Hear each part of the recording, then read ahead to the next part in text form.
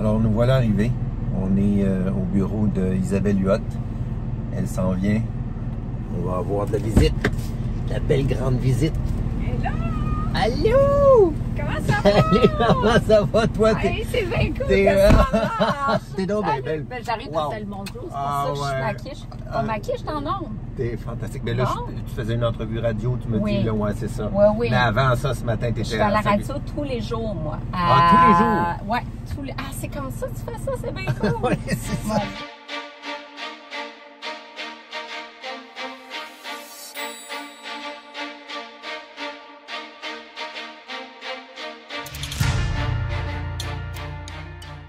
Salut tout le monde, ici Marc-André Morel et bienvenue à un autre épisode de Coach Taxi.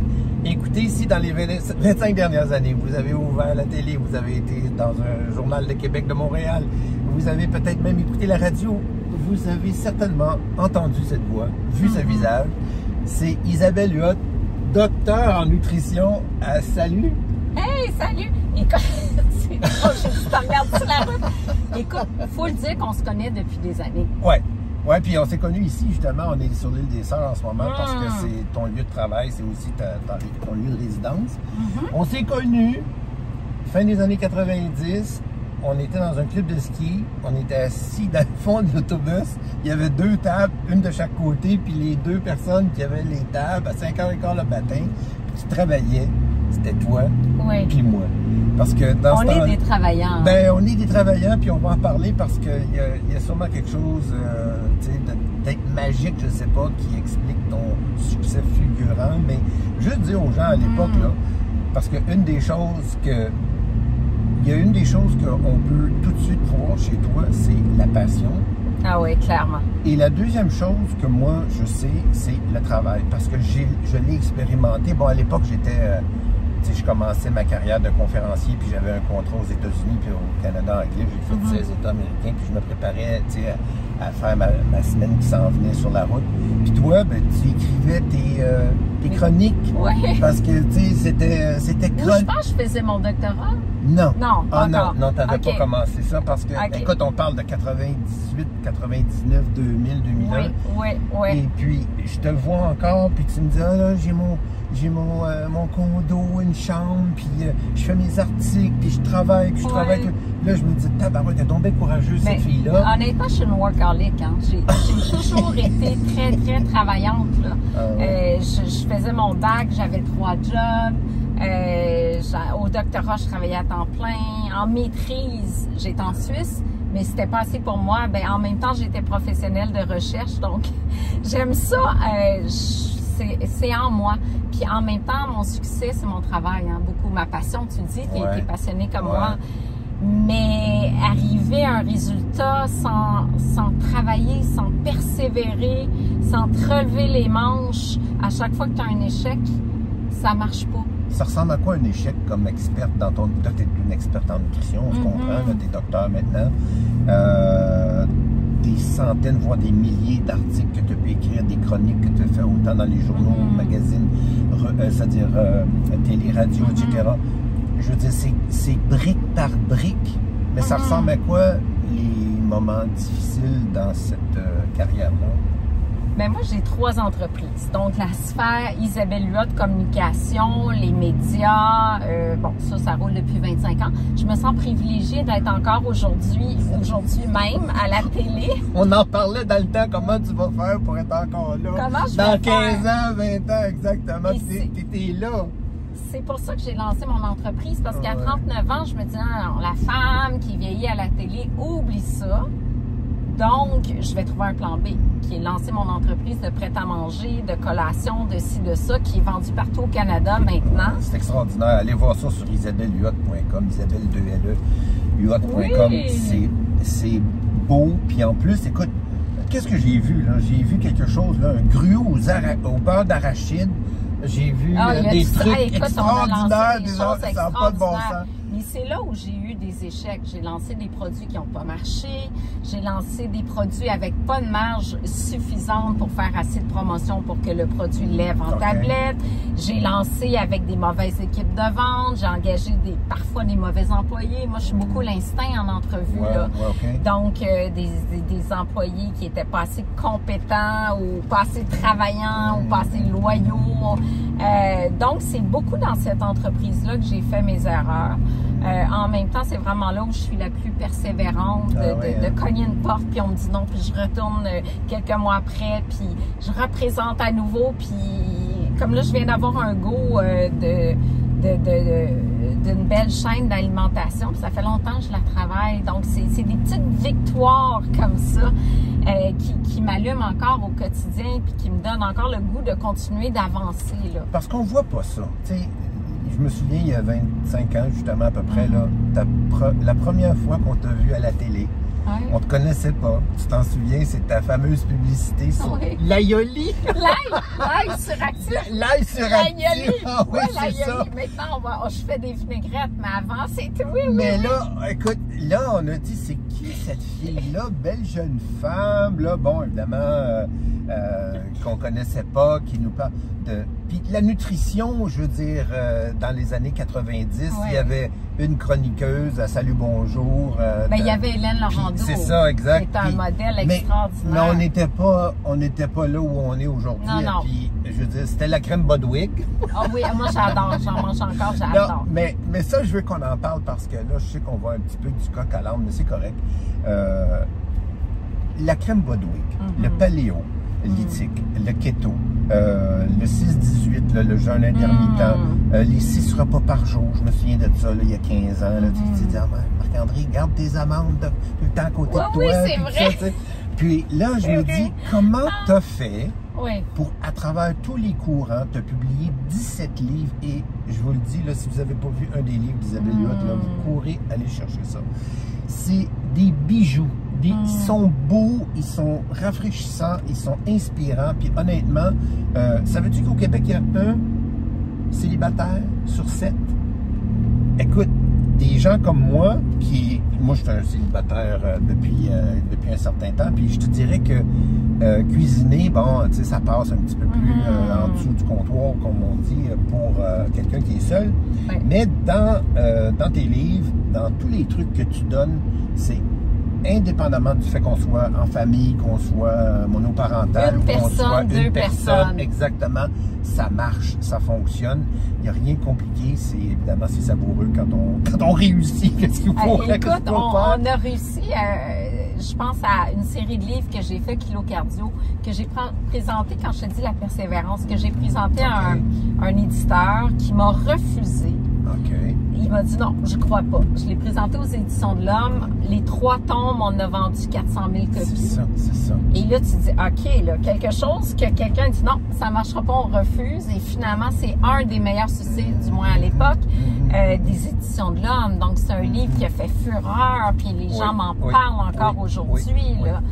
Et puis, je fais pas ces chiffres-là aujourd'hui. Aujourd'hui, je suis plus dans le 15-50 000 livres. C'est un marché plus compétitif. Mais là, on parle au Québec. Oui. Parce que Québec, tu multiplies par 50, puis tu dis, bon, c'est ça que ça serait aux États-Unis.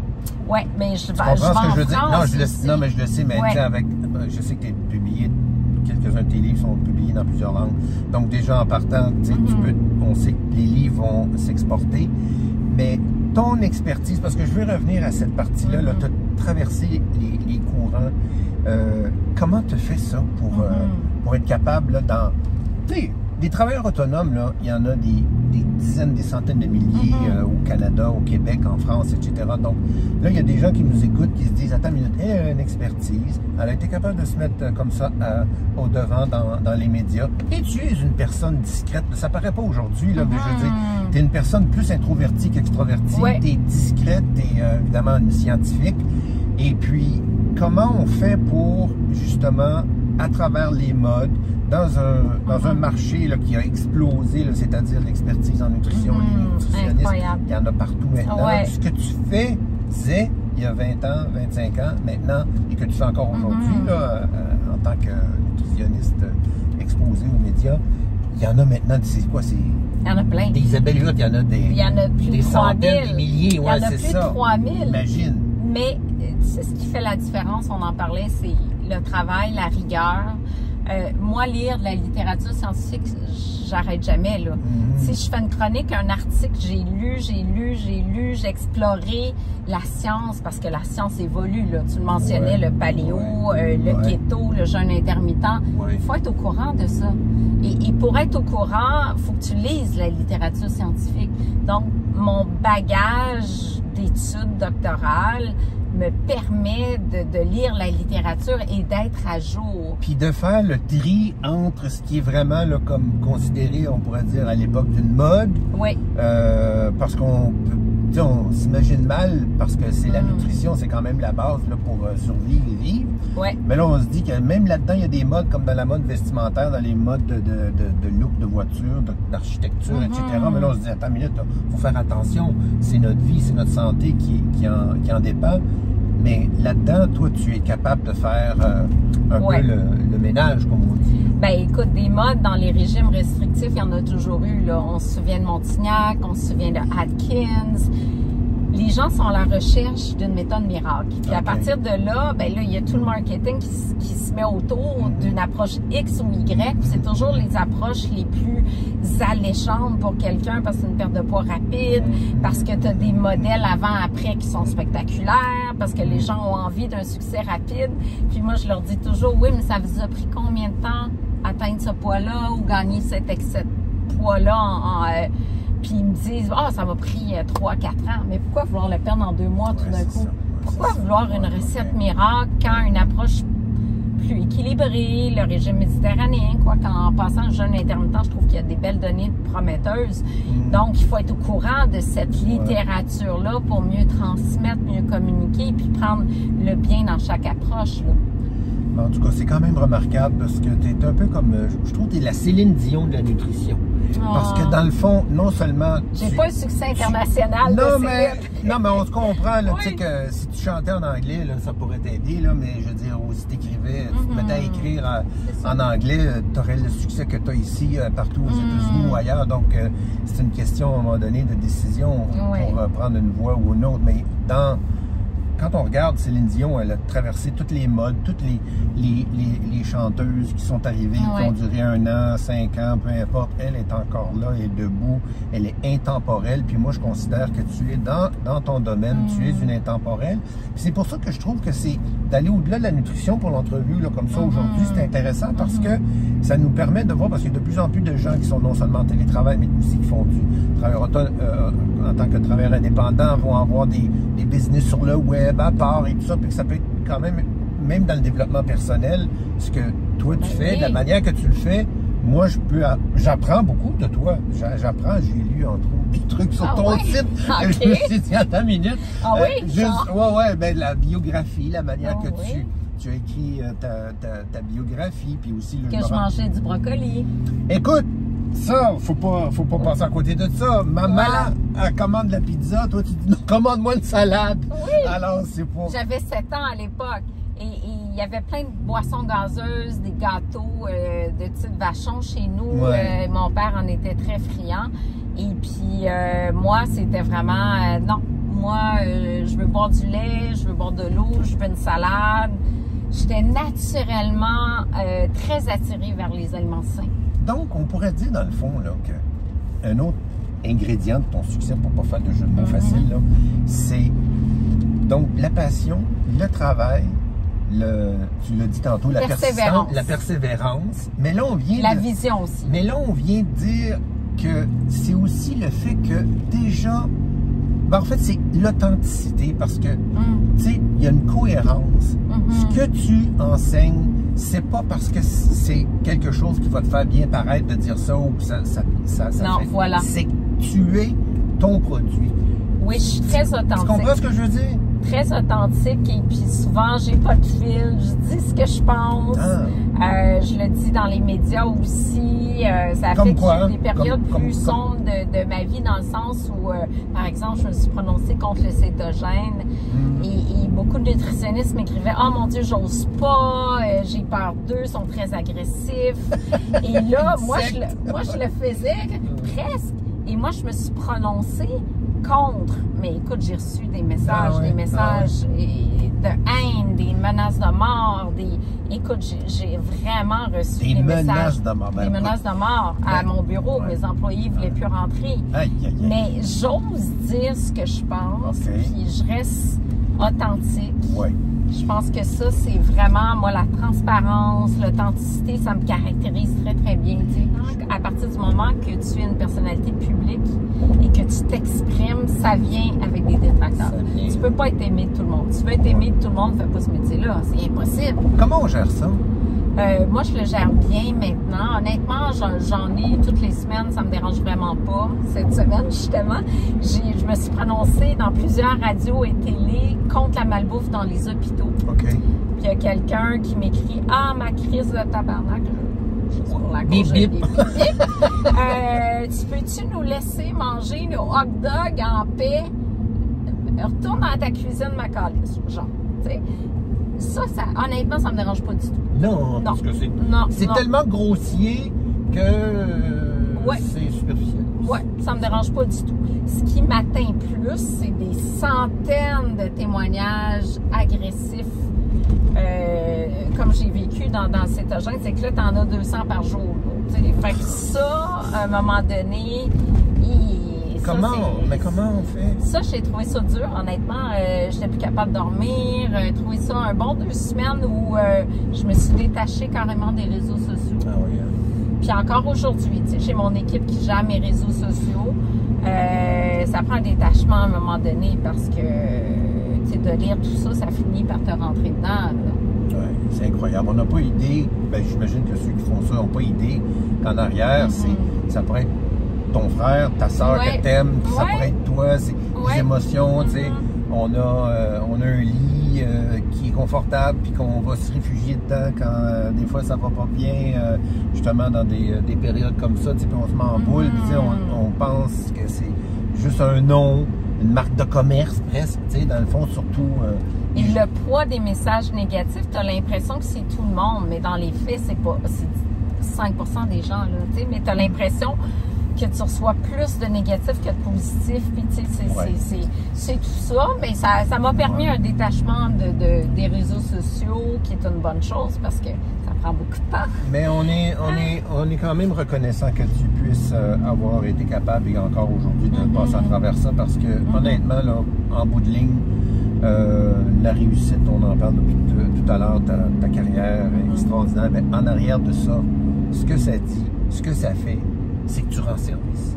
Il y a des milliers, voire des centaines de milliers, voire des millions de personnes qui, eux, vont se dire au souper samedi soir avec des amis, ils vont dire « Ah, Isabelle Huot, elle a dit. Ah, Isabelle Huot, j'ai lu dans son livre que ça, c'est meilleur que ça, etc. » Donc, à force de justement de frapper sur le clou depuis des années, tu as réussi, je pense, à avoir changé un mindset, une culture, une façon de consommer la nourriture. Puis c'est ça qui est important dans le fond, c'est que tu sers à quelque chose. C'est le plus beau cadeau.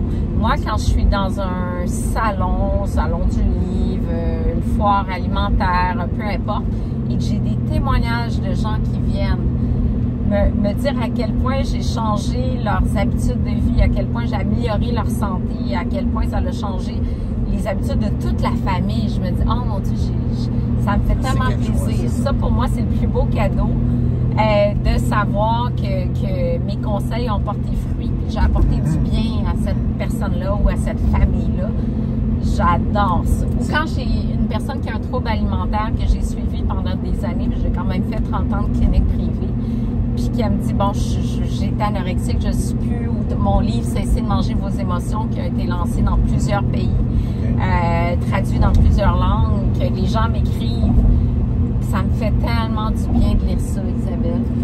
Ça, là, J'adore ça. C'est un de mes livres que je suis le plus fière parce que j'ai aidé beaucoup de gens à travers leurs troubles de comportement alimentaire. Et mon livre sur la ménopause aussi, qu'on lance en France, justement, j'ai des témoignages extraordinaires de femmes. J'ai sauvé leur couple même. Ah oui? Ouais. Ouais, mais ça, tu sais, faisons pas trop une grosse histoire, parce que ça se peut que le couple soit plus là encore aujourd'hui. 1 sur 2, ça c'est le mariage. Ouais, mais en tout cas, c'est jamais fini, mais en tout cas, ouais. C'est juste pour faire des farces, mais il reste que...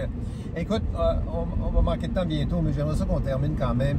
Tu viens de nommer des choses quand même là, importantes. On a parlé de perte de poids, on a parlé de manger ses émotions, on a parlé de mode, on a parlé de la difficulté justement des fois au niveau relationnel que ça peut impliquer. Donc, si tu avais là, 1, 2, 3 conseils nutrition là, qui peuvent traverser le temps à nous donner aujourd'hui, ce serait quoi? Quelque chose qui ne changera jamais, là, ça serait de manger 7 à 10 fruits et légumes par jour. Ça, là, tout le monde s'entend là-dessus. Ouais, fait que ça, c'est comme, ce conseil-là, aujourd'hui, il y a 30 ans, dans 30 ans, c'est le même. C'est le même. Okay. Deuxième conseil, diminuez vos calories liquides. Toutes les boissons sucrées, là, tout le monde se réinvente. C'était l'objet de ma chronique télé ce matin, mais il y a toutes sortes de... Il faut diminuer le sucre. On consomme trop de sucre. Nos smoothies le matin là, sont quand même assez sucrés. Tu sais, moi, je regardais ça. Là. Oui. Je commence à trouver ça sucré. Là, la banane, puis les autres fruits. Puis c'est trop de sucre, tu as raison. Tu sais, 1 fruit ou 2 fruits max le matin avec des protéines. Donc, diminue les sucres en général. Ça, je pense qu'on s'entend là-dessus. Le sucre, le sel, là, ça, c'est clair. Ouais. Mais le meilleur conseil, c'est manger le moins transformé possible. C'est-à-dire des listes d'ingrédients très courtes. Des ingrédients de base, retourner en cuisine, cuisiner un peu plus de végétaux, moins de viande pour l'environnement, pour la santé physique. Ça serait mes conseils généraux là, en nutrition.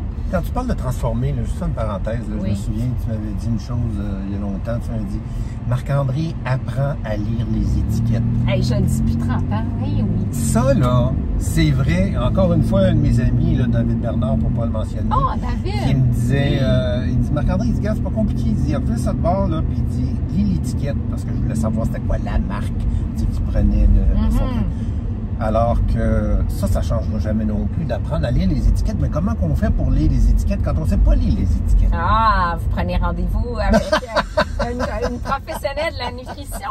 Mais honnêtement, je le dis depuis 30 ans, puis aujourd'hui, ça vaut encore plus parce qu'un aliment transformé va avoir plusieurs additifs et ou du gras, du sucre ajouté, des mauvais gras, etc. C'est facile, là. Tu lis l'étiquette, la valeur nutritive, mais plus la liste d'ingrédients. Donc, c'est en ordre décroissant l'ingrédient qu'il y a en premier, c'est lui qui a le plus. Fait que si tu prends une barre granola, puis c'est sucre avant céréales, ça marche pas. Même une tartinade de fraises, mettons, tu veux fraises avant sucre. Donc, lisez le plus court possible, le moins d'additifs possible et pas de faux sucre. Moi, je suis contre les édulcorants, incluant le stevia, sucralose, acésulfame potassium, néotam, etc.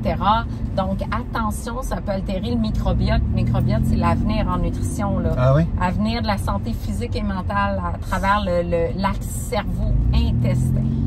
Bon, écoute, on va aller voir la vidéo YouTube parce que c'est technique, un petit peu comme un taxi. Mais il reste que c'est hyper apprécié. On voit là que, bon, tout est là. Le fond, la forme. Je trouve une personne remarquable. Ceux qui ne savent pas, je vais juste terminer avec ça. Ceux qui ne savent pas, moi, je peux vous le dire parce que Isabelle, même quand tu étais au début de ta célébration, disons, médiatique, ton succès, puis tu es en train de prendre de la place encore plus dans l'espace, puis ton succès était là, était bien évident. Tu prenais le temps de nous appeler, de nous envoyer des emails, de nous inviter pour des vins et fromages, de faire oui, T'en souviens-tu de ça? Donc, tu sais, en quelque part, moi, ça m'avait ça me fascinait dans le temps, Oui. puis encore aujourd'hui, ça me fascine encore plus parce que ça aurait été tellement facile pour toi d'être celle qui attendait d'être invitée.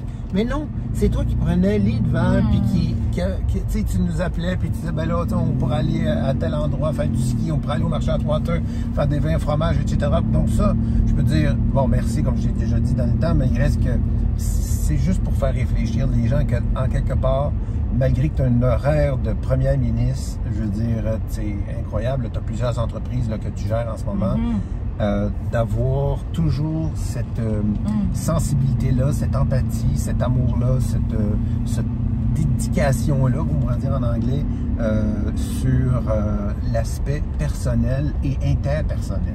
Moi, j'adore voir les gens passer des soirées avec des amis. Je te dirais que depuis que j'ai 3 entreprises, c'est plus difficile, mais ça me manque.